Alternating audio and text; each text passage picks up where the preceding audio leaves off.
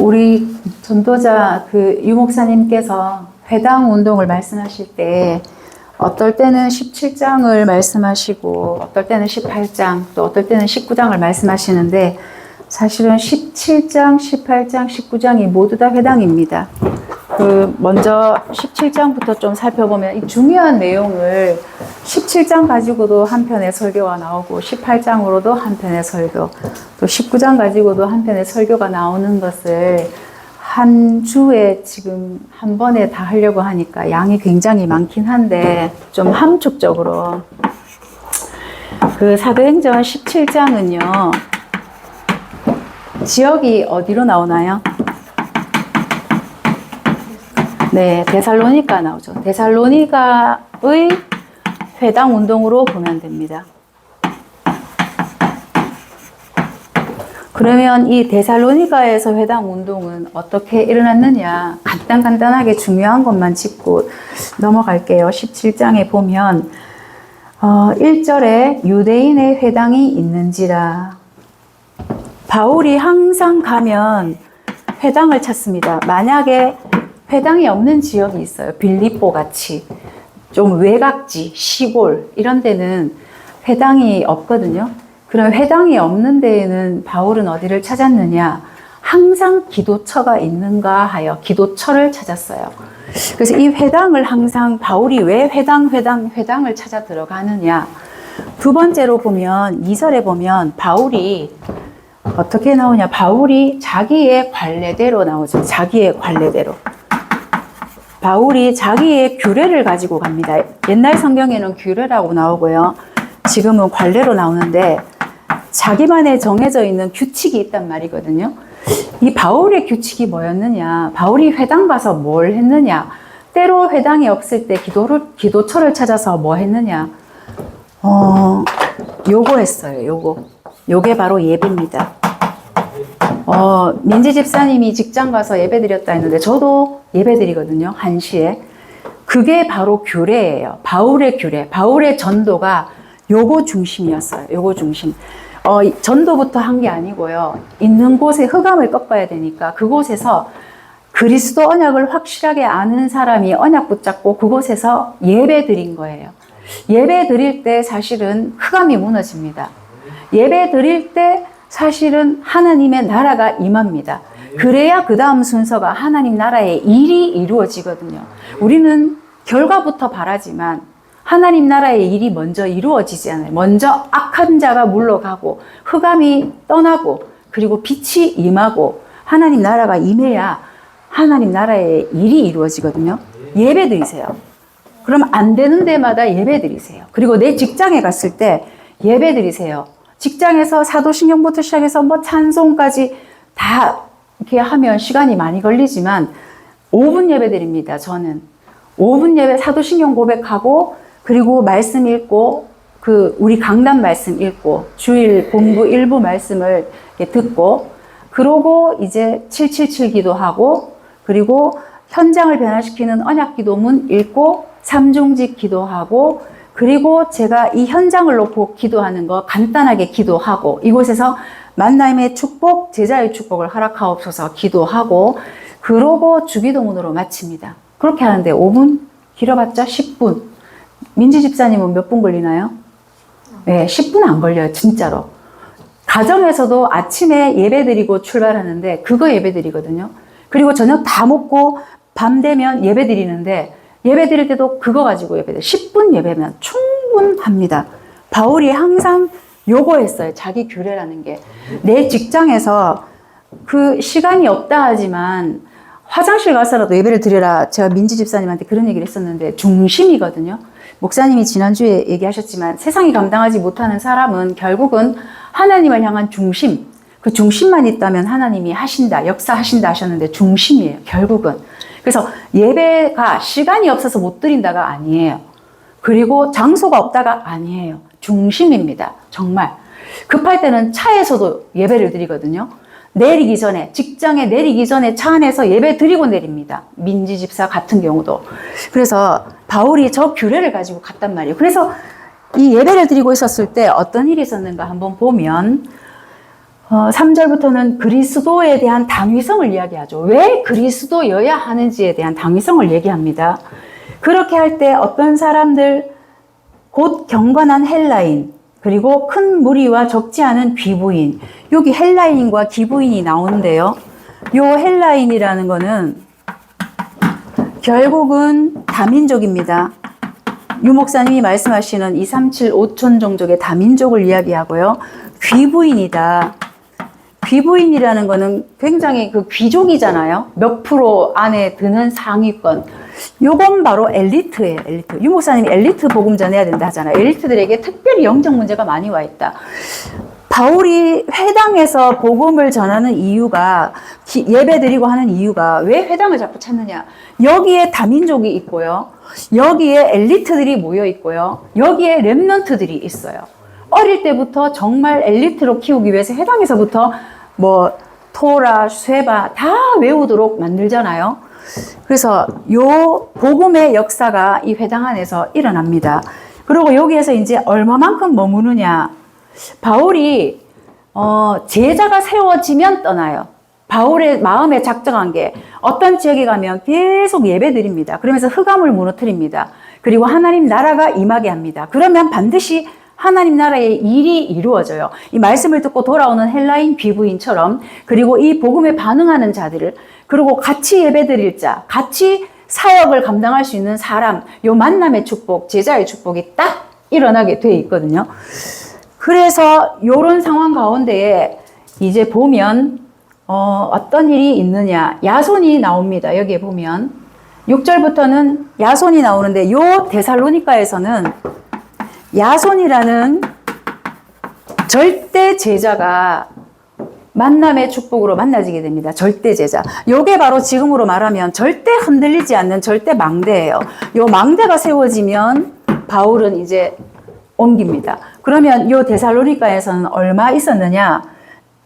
11절, 여기에 보면 새 안식일이라고 되어 있죠. 2절에 보면 새 안식일이면 3주 동안입니다. 데살로니가에 3주 동안 회당에서 말씀을 선포하게 됩니다. 그리고 이 짧은 시간 안에 야손이라는 제자를 만나게 됩니다. 얼마만큼 제자냐? 이제 사람들이 저자에, 그러니까 시장 바닥에 떠도는 깡패 같은 그 저작거리에 있는 그 사람들을 불러서 바울이 강론하는 곳에 쳐들어옵니다. 쳐들어와서 바울을 잡으려고 할 때 야손이 바울을 피신시킵니다. 바울이 피신하고 난 뒤에 야손이 그들을 맞이합니다. 그리고 야손이 그들에게 끌려갑니다. 야손과 함께 있었던 많은 사람들이. 그렇게 가고 가서 그들에게 끌려서 조사를 받을 때에 결국 이 마지막 절에 우리가 읽었는 9절에 보면 보석금을 줍니다. 보석금을 주고 돈을 줄 테니까 우리를 풀어달라. 그렇게 하고 돈을 내어놓고 아낌없이 목숨을 내어놓고 바울을 피신시키고 본인이 끌려갈 만큼 생명을 대신하는 비밀 결사대죠. 요게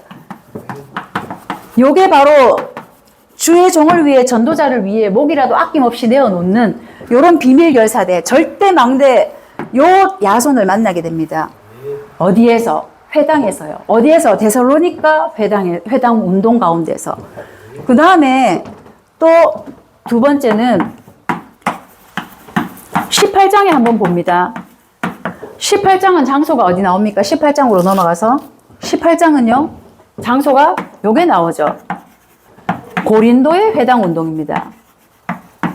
고린도에서는 어떤 일이 일어나느냐?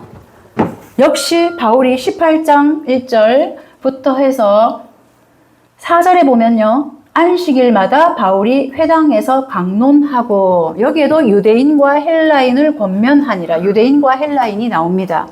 안식일마다 바울이 회당에서, 안식일마다 바울이 회당에서, 요 회당에서는 18장에서는 얼마를 머물까요? 11절에 보면 1년 6개월, 1년 6개월이라는 기간이 나옵니다. 요 기간을 바울이 정하지 않습니다.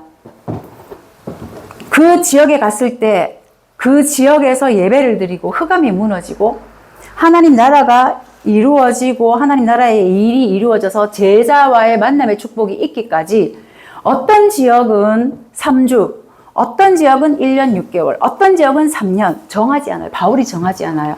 하나님께서 하나님 나라 흑암이 무너지고 하나님 나라가 임하고 하나님 나라의 일이 이루어지는 그 시간표를 보고 바울이 그러니까 이정표와 시간표를 본 거예요. 그러고 옮긴 거예요. 바울이 정한 것이 아니라 하나님이 알려주시는 전도자로서 보는 현장을 보는 정확한 눈이에요. 오늘 목사님이 나를 분석하고 현장을 분석하라 했는데 이게 분석입니다. 이 데살로니가 지역 전체에 대한 분석과 여기에 있는 절대 망대, 야손이라는 절대 망대, 절대 흔들리지 않는 절대 제자가 딱 세워지고 진짜 바울을 피신시키고 대신 돈을 풀어서 그렇게 하려고 모든 걸 다 바친 거예요. 이 교회 237 망대교회가 세워지기까지 장로님들의 희생이 있었습니다. 모든 재산을 다 내어놓은 거예요. 지금도 아낌없이 계속 할 수 있는 한 당신들의 최선을 다해서 그런 야손 같은 이 절대 망대, 요 제자와의 만남이 있고 절대 흔들리지 않는구나. 망대가 세워놨으면 거기에서 깃발을 꽂고 있지 옮기지 않아요. 정말 죽어도 좋다. 살아도 주를 위하여, 죽어도 주를 위하여, 사나 죽으나 주님의 것이라고 고백하면서 그 자리를 지킬 수 있는 야손 같은 절대 망대가 세워지는 것을 봤을 때, 비밀 결사대가 세워졌을 때 바울은 옮기게 되죠. 이 고린도에서는 안식일마다 회당에서 강론하는데 1년 6개월 걸렸습니다. 여기서는 바울이 어떤 일이 일어나느냐? 만남의 축복이 일어납니다. 요거 중요하죠. 예배만큼 중요한 게 만남입니다. 만남. 우리는 결국은 만남이에요. 내가 어떤 사람을 만나느냐에 따라서 누구와 함께 하느냐가 다라고 했습니다. 그 사람에게 반드시 영향을 주거나 영향을 받거나 이 만남은요. 내 주변을 한번 살펴보세요. 나를 힘들게 하는 사람. 그건 나를 힘들게 하는 사람 나한테 계획이 없나? 아니에요. 나하고 맞지 않는 사람 단절이 아니에요. 나를 힘들게 하고 나와 맞지 않는 사람이 오히려 하나님의 계획이 있습니다. 반드시 이 만남을 통해서 하나님은 엄청난 역사를 하시는데 바울이 브리스가 부부를 만나게 되잖아요. 바울과 브리스가 부부가 만나게 됩니다. 요거는 만남으로 인해서 요 만남은 어디로 연결되느냐? 요거기 때문에 중요한 거예요. 요게 바로 팀입니다. 여기는 야손 한 사람이었어요. 하나님은 한 사람의 제자 절대 망대가 세워지기까지. 요 고린도에서는 만남의 축복을 통해서 팀이 됩니다. 브리스가 부부와 함께 팀이 되어서 전도 운동을 함께 하게 됩니다. 그리고 이들은 바울이 가는 곳마다 따라다니면서 바울이 결국은 로마에서 이들의 무덤이 있다는 것을 발견했다는데 그만큼 모든 걸 다 바친 거예요. 이런 팀이 나와야 운동이 일어납니다. 전도 운동이, 회당 운동이, 바람이 불기 시작합니다. 이런 만남이 일어납니다. 어떻게 해서? 바울이 찾아가잖아요. 이들이 이제 추방당했다는 거, 고린도에서 추방당했다, 고린도가 아니라 로마에서 추방당했다는 소식을 듣고 찾아갑니다. 바울이 찾아갑니다. 바울이 찾아가서 생업이 같음으로 3절에 보면 생업이 같음으로 어떻게 나와요? 함께 살며 생업이 같아요. 그래서 함께 삽니다. 함께 산다는 거는 뭐죠?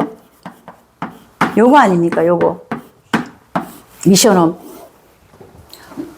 목사님이 어떤 분을 데리고 미션홈을 했는데 그분이 진짜 근원적인 치유가 됐다 했는데 이 미션홈은요. 미션홈에 중요한 단어가 있어요. 미션홈의 중요한 단어는 일단 미션홈은 제자입니다. 절대로 다락방 하는 것처럼 생명운동이 일어나는 것처럼 많은 사람을 부르지 않아요. 제자만 부릅니다. 비밀리에 부릅니다. 제자를 만나서 뭘 하느냐? 오늘의 말씀, 이 말씀을 각인시키는 거예요. 그리고 오늘의 기도를 가르칩니다. 그리고 오늘의 전도를 가르칩니다. 그리고 치유가 일어납니다. 그리고 치유가 일어납니다. 다음 뭡니까? 중요한 단어. 제자, 말씀, 기도, 전도, 치유. 생각 안 나는데 요거예요. 요거 치유. 정말 치유. 미션홈에서 살아보면요. 모든 삶이 다 드러나잖아요. 감출 수 없어요. 거짓말할 수 없어요. 숨길 수 없어요. 다 드러납니다. 내가 누구를 만나고 어떤 생각을 하고 심지어는 뭘 좋아하고 어떤 거는 싫어하고 삶이 얼마나 아침은 안 되고 저녁은 되고 이런지 모든 게 다 드러나요. 실오라기 하나 걸칠 수가 없어요. 다 드러나요. 다 드러나기 때문에 목사님 그럼 사실적으로 얘기하시대요. 많이 싸웠다고. 예, 싸우기도 합니다. 싸우고 안 맞고 찢고 뽑고 하면서 뭐가 일어나느냐. 근원적인 치유가 일어나는 것이 바로 미션의 근원적인 치유. 요거 했단 말이에요. 요 고린도에서 바울이 브리스가 부부와 함께 살면서 생업이 같음으로 함께 살고 그리고 함께 잠을 자고 그러면서 같이 일을 하면서 뭘 했을까요? 텐트만 만들었을까요? 아니에요. 텐트 만들면서 계속 복음을 각인시키고 복음으로 서로 소통하고 안 되는 것들에 팀 사역하고 중요한 이 미션홈의 팀 사역이 이루어지거든요. 그런 걸 통해서 계속 치유가 일어나는 거예요. 굉장히 중요합니다. 그래서 목사님이 뭐 하라 하느냐? 삼뜰 하라 하잖아요. 금토일 시대 하라 하잖아요. 요 미션홈이 뭐냐? 지금 목사님이 말씀하시는 금토일 시대거든요. 금요일부터 불러라. 금요일부터 불러서 금요일을 치유하고 토요일 말씀에 집중하고 주일은 예배드리고 금토일 시대 열어라. 그리고 이방인의 뜰, 렘넌트의 뜰, 그리고 집중의 뜰. 그게 치유의 뜰인데 그 삼뜰을 하라. 그게 바로 미션홈에서 시작되는 겁니다. 사실은. 여기는 혼자였지만 야손이라는 절대 망대였지만 여기서는 팀이라는 만남의 축복을 통한 팀이라는 절대 망대가 세워집니다. 요 절대 망대가 세워지기까지 바울은 어디 가지 않습니다. 내가 여기 몇 개월만 있어야지. 나하고 안 맞는 사람이 있어서 여기는 빨리 떠나야 되겠다. 그렇지 않아요. 우리가 목사님이 전도자 목사님께서 말씀을 하셨는데 요셉을 훈련시킨 사람은 요셉의 아버지가 아니라 요셉의 형이었다고. 요셉의 형들이었고 요셉을 훈련시킨 사람은 보디발의 아내였고 나를 힘들게 하는 사람 다윗을 훈련시킨 것은 사울이었어요. 그리고 아들 압살롬이었어요. 나를 힘들게 하는 사람 나하고 안 맞는 사람 반대되는 사람 잘 싸우는 사람 그 사람에게 하나님의 엄청난 계획이 있어요. 저를 힘들게 했던 모든 부분들을 통해서 저는 제 모습을 봤습니다. 나를 힘들게 하는 사람을 통해서 나와 안 맞는 사람을 통해서 떠나라는 것이 아니라 같이 가면서 같이 갱신되어져 가야 되는 거거든요.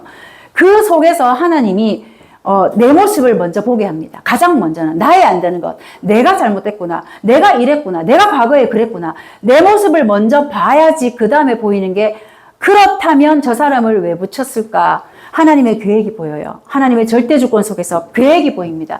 그거 발견해야 한나에게 사무엘을 허락하셨던 것처럼 그 하나님의 절대 주권 속에 계획까지 발견을 해야지 하나님이 그걸 수도하십니다. 그래서 만남 굉장히 중요해요. 이 만남은 바울과 브리스가 부부처럼 모든 게 잘 맞고 전도 운동에 활력이 될 수도 있지만 안 맞는 사람일 수도 있어요.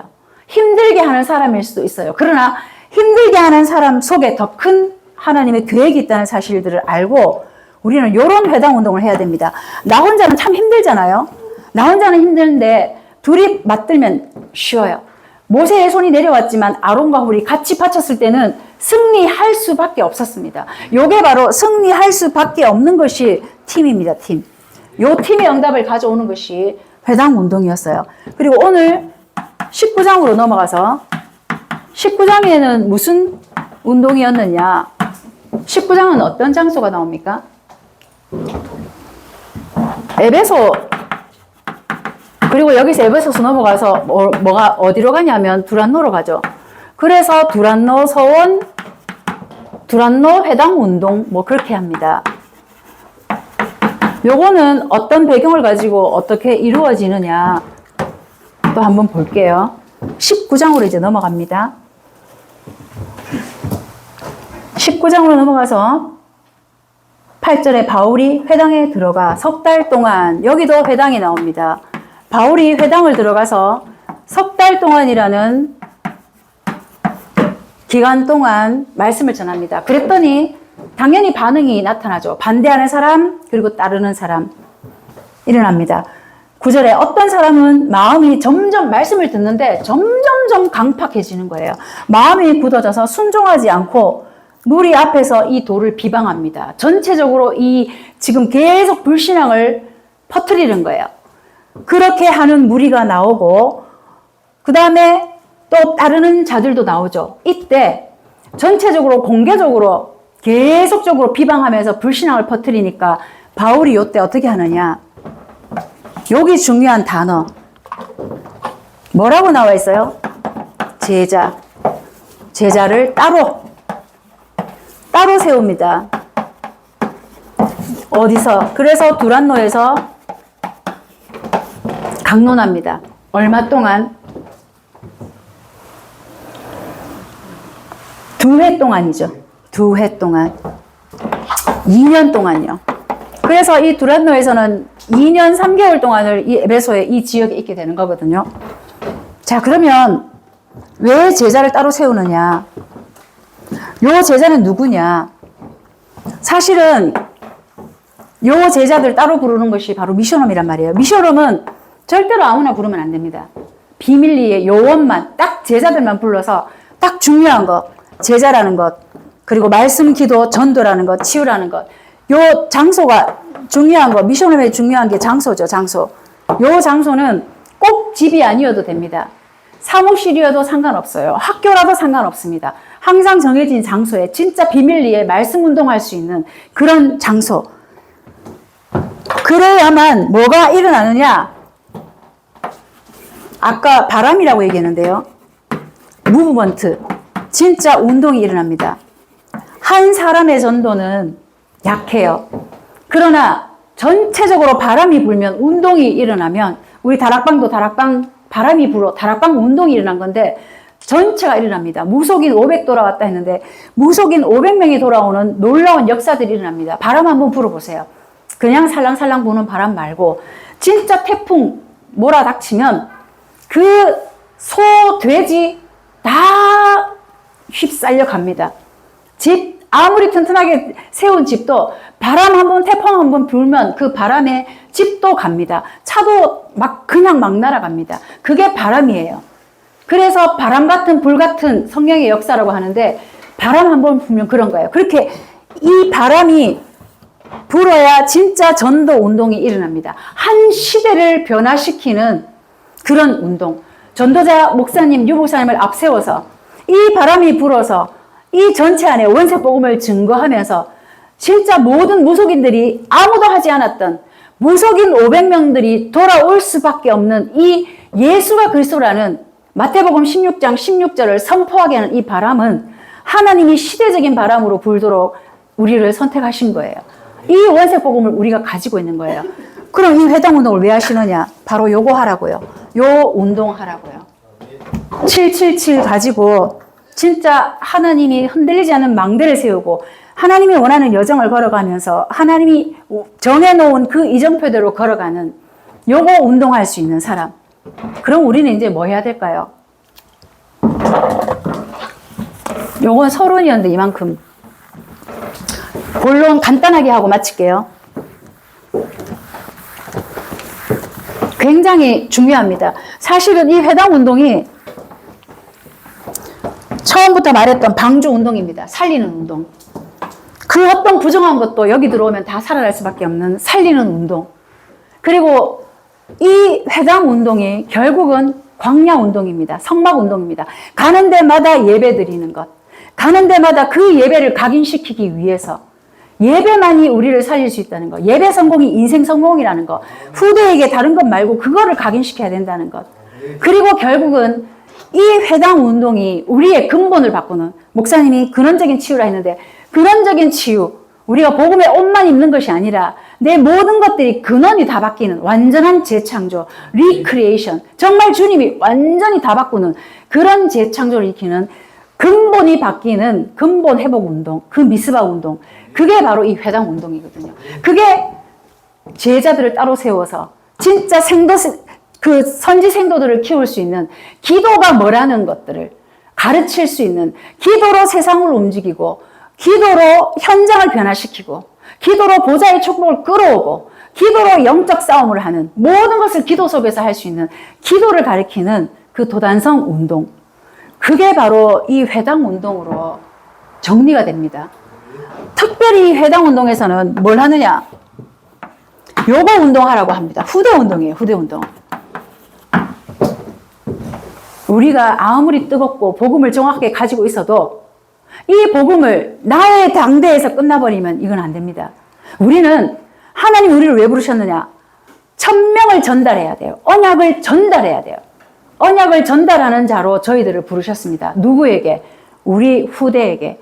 오고 오는 다음 세대에게 이 복음을 반드시 전달해야 돼요. 전달하지 않으면 이 복음은 여기서 끝납니다. 그래서 이 회당에서 렘넌트 운동하라고요. 바울이 어릴 때부터 회당에서 자랐잖아요. 그래서 이 배경을 가지고 있기 때문에 회당이 얼마나 중요한가를 알기 때문에 이 후대에게 복음을 각인시켜야 된다는 것들을 알기 때문에요. 우리 안 되잖아요. 우리는 자꾸 옛날로 돌아갑니다. 한 듯 하지만 작심삼일이라는 말이 있어요. 작정을 하는데 잘 안 되거든요. 근데 후대들은 문제와 사건이 생겨도 완전 불신앙으로 돌아가지 않습니다. 어릴 때부터 복음을 각인시키면. 본론 이제 간단하게 정리만 하고 넘어갈게요. 우리가 이 회당 운동을 하기 위해서 평생 동안 가지고 있어야 되는 내용이 있어요. 그 내용이 뭐냐? 첫 번째는 반드시 말씀이 정리돼야 됩니다. 우리 안에 말씀이 정리돼야지. 이게 2016년 4월에 새가족에서 목사님께서 정리해 주신 게 있어요. 이거는 평생 기억해라. 그렇게 하면서 정리해 준 게 있는데 이 말씀이 정리돼야 됩니다. 어떻게? 말씀은 로고스잖아요. 단순한 로고스는 안 돼요. 로고스는 그야말로 성경이에요. 이 로고스 말고 나에게 부딪혀오는 하나님이 나에게 말씀하신 이 레마, 나의 말씀. 오늘 전사님이 원진자매 언약의 말씀이 이거다 하고 가르쳐 주셨는 게 있는데 그 내가 잡은 말씀, 하나님이 나에게 주셨던 말씀, 그 언약의 말씀, 요게 나의 레마로 잡혀져야 돼요. 요 말씀이 정리가 돼야 돼요. 요 말씀이 정리되면 말씀이 정리된 곳에 하나님께서 역사하십니다. 먼저 역사하려면 말씀이 정리가 돼야 돼요. 나의 말씀으로, 언약의 말씀으로 잡혀야 돼요. 그래서 이 말씀이 평생 언약으로, 이명계약으로 연결이 돼야 됩니다. 요 말씀이 정리돼야 되고요. 요거는 우리가 평생 정리하고 내 안의 내용으로 가지고 있어야 돼요. 그래서 제가 말씀 얘기해봐. 그리고 전도가 뭐야? 기도가 뭐야? 항상 때마다 물었다 했는데 정리돼야 되는 게 그 다음에 기도 정리예요. 기도 정리는 지난주도 말씀드렸지만 하나님을 향하여 최고의 집중, 하나님을 향한 집중, 가만히 앉아서 세상을 변화시키는 하나님의 능력, 그리고 보좌의 축복을 끌어오는 비밀, 요게 기도 정리입니다. 요게 뭐냐? 나의 기도가 정리가 돼야 돼요. 나는 어떻게 기도하느냐? 나의 기도가 정리돼야 됩니다. 그럼 나의 이명계약, 나는 반드시 삼제자로, 반드시 삼서밋으로 요런 기도가 나올 거 아니에요? 요런 나의 기도가 정리가 돼야 됩니다. 반드시. 지금 안 됐다면 지금부터라도 정리하셔야 됩니다. 그리고 이제 전도가 정리돼야 돼요. 전도는 뭐냐? 최고의 나의 인생이라 했어요. 최고의 인생. 요게 전도라 했고요.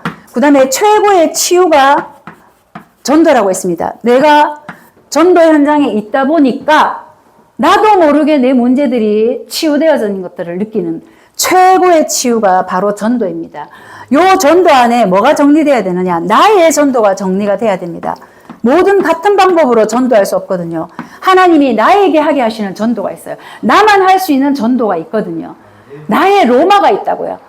반드시 정복해야 되는 나의 로마, 각자에게 주신 로마가 있어요.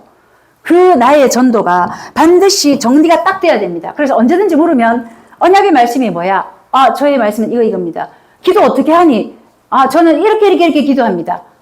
그리고 전도가 뭐야? 예, 저의 전도, 저의 로마는 여기입니다. 라고 말할 수 있는 이게 정리가 돼 있어야 돼요. 공부 잘하는 사람도 먼저는 외우고 정리가 돼 있어야 되잖아요. 자기 걸로. 요거 반드시 정리해야 돼요. 말씀, 기도, 전도는 반드시 정리해야 됩니다. 그래서 목사님이 처음에 사문을부터 얘기해서 계속 말씀하시는데 요거 꼭 이번 기회에 정리하셔야 됩니다. 그리고 우리가 그럼 평생에 이제 누려야 될 게 있어요. 평생에 누려야 될 게 뭐냐? 요겁니다. 지금 말씀하시는 최고의 시간, 최고의 행복한 시간이라 말씀하셨는데 아침 시간이요. 일어나는 시간이 아침 시간입니다. 누군가를 만나러 가기 전까지, 공식적인 일을 하기 전까지 나 혼자 있는 그 시간은 아침입니다. 요 시간에 하나님께 집중해야 됩니다. 777로 시작하셔서 777로 마칠 수 있도록 요 아침 시간 굉장히 중요한 시간이죠. 요때 근원적인 힘을 얻습니다. 근원적인 치유가 일어납니다. 요때. 분명히 말씀하셨어. 일강 말씀하실 때. 근원적인 치유가 요때 일어난다고. 그리고 낮 시간은 모든 것을 찾아 누리는 시간입니다. 만남을 통해서. 그리고 밤 시간은요. 요때 사실은 미래를 꿈꾸는 미래의 300% 작품을 남기는 요게 바로 근원적인 사명을 회복해요. 근원적인 사역을 회복하는 시간입니다. 모든 근원적인 것을 회복하는 시간이 요 서밋타임, 요 아침, 낮, 밤 가장 행복한 시간, 그 시간을 통해서만 찾을 수 있어요. 기도 속에서만. 그래서 평생 누려야 되고요. 이건 한 번만 누리는 게 아니라 2026년도에 말씀이 쏟아졌다고 그 한 해만이 아니라 계속인 거예요. 계속. 평생 동안 누려야 됩니다. 아침, 낮, 밤 시간. 이 시간은 그래야만 근원적인 것들이 회복이 됩니다. 치유가 됩니다. 사명을 회복합니다. 사역을 할 수 있습니다. 내 것 가지고 사역하면 안 되잖아요. 그 다음에 해야 되는 것이 서밋 자세입니다. 요거 평생 누려야 돼요. 항상 자세가 잡혀야 돼요. 운동 잘하는 사람 자세부터 다릅니다. 테니스를 치는 것도 자세 다른 사람은 달라요. 골프도 자세가 좋은 사람은 달라요. 그래서 요 자세를 갖추게 하기 위해서 모든 운동의 기본 기초를 계속 합니다. 권투 배우러 갔는데 권투 안 가르쳐줘요. 계속 줄넘기 하고 뭐 뛰기 하고 뭐 저는 안 해봤지만 그런 얘기들을 들었어요. 왜? 기본 자세가 중요하기 때문에 요 자세 갖추게 하기 위해서. 테니스도 마찬가지. 저는 안 해봤지만 계속 치는 것만 똑같은 것만 연습시킵니다. 탁구도 마찬가지. 모든 운동이 전부 다 그래요. 왜? 자세. 그만큼 중요하기 때문에요. 요거 자세 틀리면 안 되거든요. 요 자세가 뭐냐? 요거 언제 나타나는지 여러분 아시죠? 위기 만납니다. 사건이 터졌어요. 야, 정말 큰 문제입니다. 이거 사람이 해결할 수 없어요. 문제 만납니다. 맨날 갈등합니다. 이래야 될까 저래야 될까 꼴 보기 싫다 나갈까 말까 뭐 모든 내가 회사도 그만둘까 말까 모든 위기와 사건과 문제와 갈등 요때 사실은 자세가 잡히는 거예요. 요때 어떤 자세가 잡히느냐. 위기 절대 위기 아니죠. 위기가 아니라 기회입니다. 하나님이 주시는 기회예요. 그리고 사건이 터졌다. 요거는 축복이 올 사인입니다. 문제가 터졌다. 문제는 반드시 답이 있잖아요. 답. 반드시 답이 있습니다. 하나님 왜 이 문제를 허락하셨습니까? 내가 뭘 하기를 원하십니까? 질문을 해본다면 그러면 하나님이 마음에 오늘 말씀하신 것처럼 지각에 뛰어난 하나님의 평강이 우리의 생각과 마음을 지키십니다. 우리의 생각과 마음에 답을 주십니다. 평안으로 반드시. 그리고 갈등이 왔다. 뭐 내가 잘했든 뭐 누가 잘했든 무조건 갈등이다. 이거는 분명히 갱신이에요. 갱신. 갱신하면 됩니다. 그럼 네가 갱신해라. 아니에요. 이번 시간에는 네가 잘못했으니까 네가 갱신 아니에요.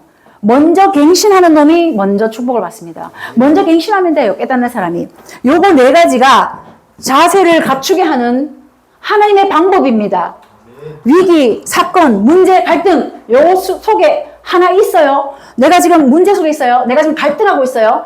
내가 지금 사건이 터졌습니까? 내가 굉장한 위기를 만났습니까? 내 힘으로 해결할 수 없는 그게 바로 하나님이 요 자세 갖추라고 하는 하나님의 방법이에요. 그러면 위기도 감사, 사건도 감사, 문제도 감사, 갈등도 감사. 문제가 터지면 터질수록 더 감사. 문제가 한 개가 아니라 10개면 더 감사하죠. 10개가 아니라 100개면 더 감사하죠. 그만큼 그릇이 되기 때문에.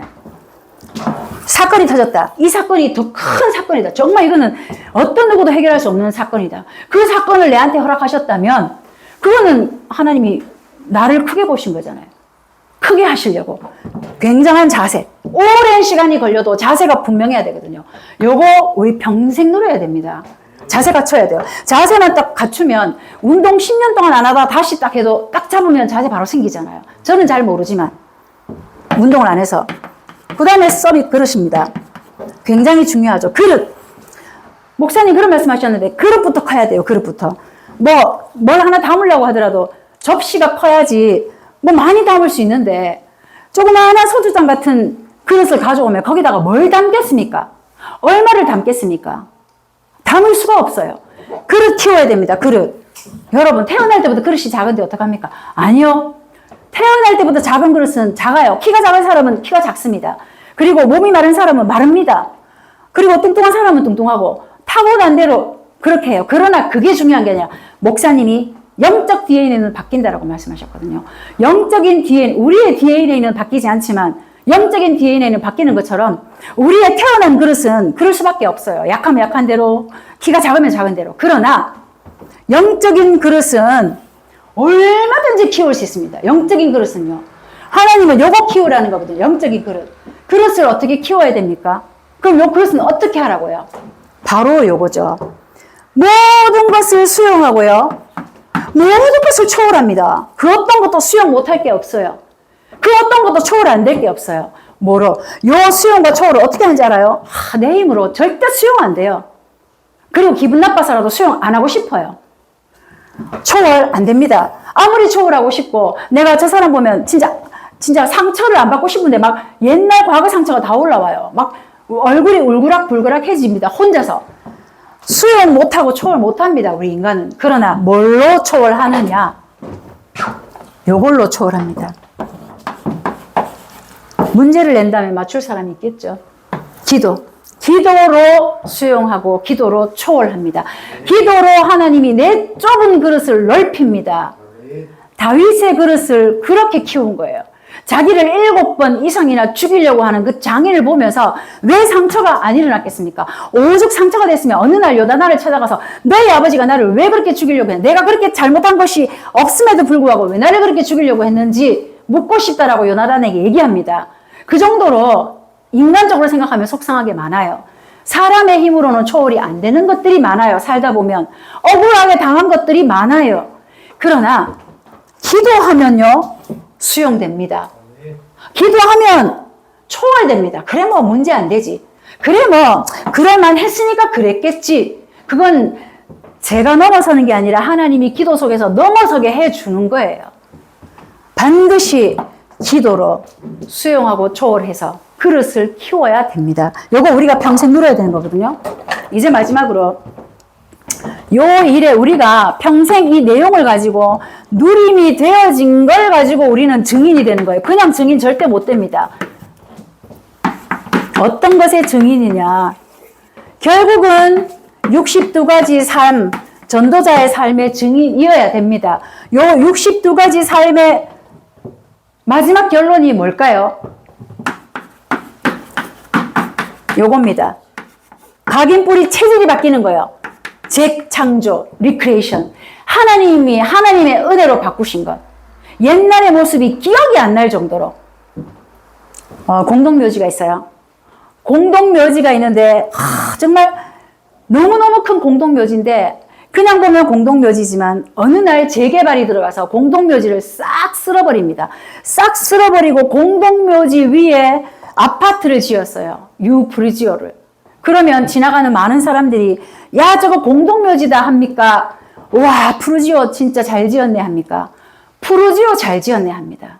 쓰레기 매립장 냄새나고 더럽고 오만 쓰레기 땜만 거 다 갖다 놓는 쓰레기 매립장을 어느 날 싹 밀어버리고 너무너무 멋진 학교를 지었다. 사람들이 야 저거 쓰레기 매립장이다. 저 쓰레기 냄새난다 하겠어요? 아니면 학교 진짜 잘 지었네 라고 할까요? 학교입니다.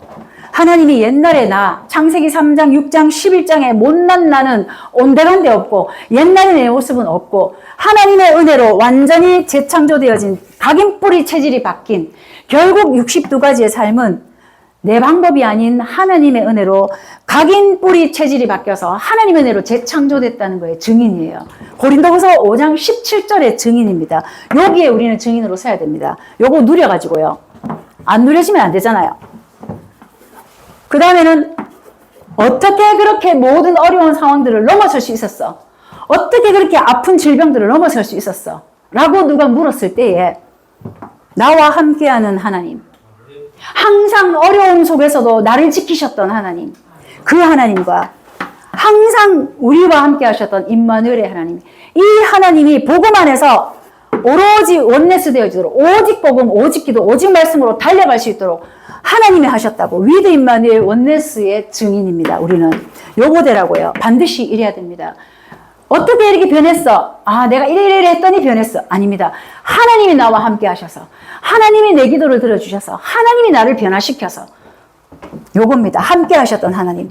처음도 하나님이 임마누엘 하시려고 예수 그리스도를 이 땅에 보내주셨어요. 마지막에도 하나님이 함께 하시려고 오십니다. 함께해요. 임마누엘. 그 다음에는 뭡니까?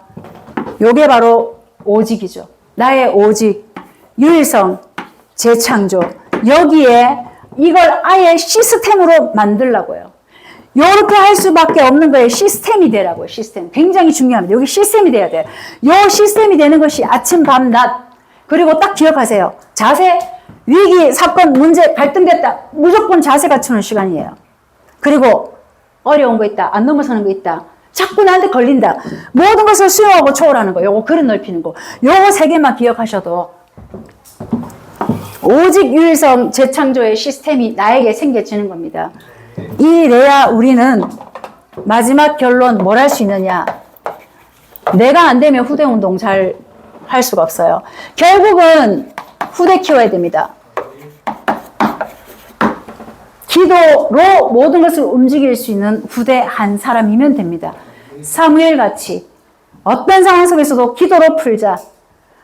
그리고 어떤 어려움이 있어도 7분 이상의 고비를 넘길 만큼, 죽음의 고비를 넘길 만큼 어려움이 있어도 기도 속에서 모든 걸 수용하고 초월하는 그릇을 준비하는 기도의 한 사람.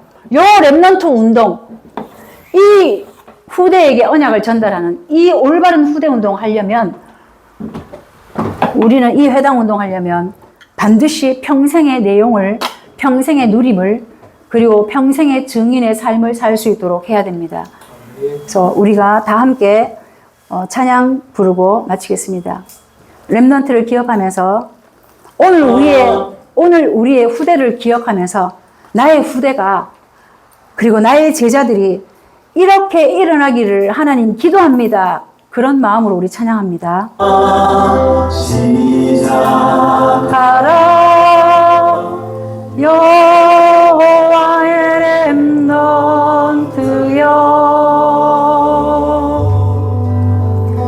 가진 것 없고 잃은 것 없으나 너는 하나님의 자녀. 오늘 나의 자녀를 기억하면서 기도하는 마음으로 찬양합니다.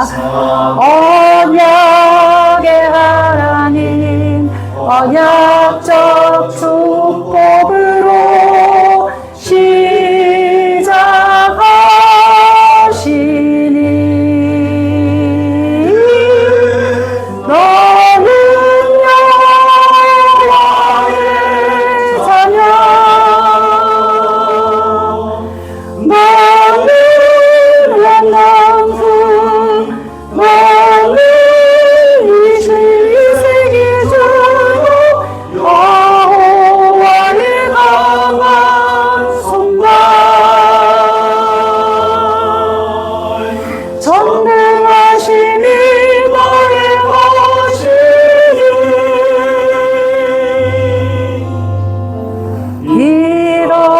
일어나라 걸으라 여호와의 렘넌트여,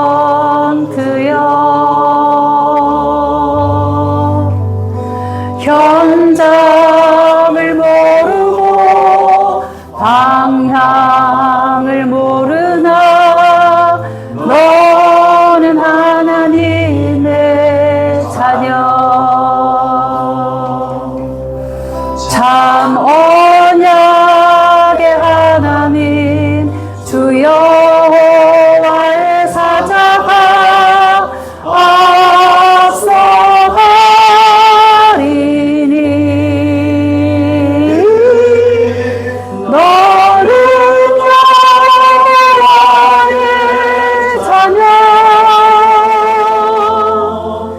너는 렘넌트, 너는 21세기 주요 여호와의 강한 손발, 전능하심이 너의 것이니. RUTC 뉴스 시청하시겠습니다.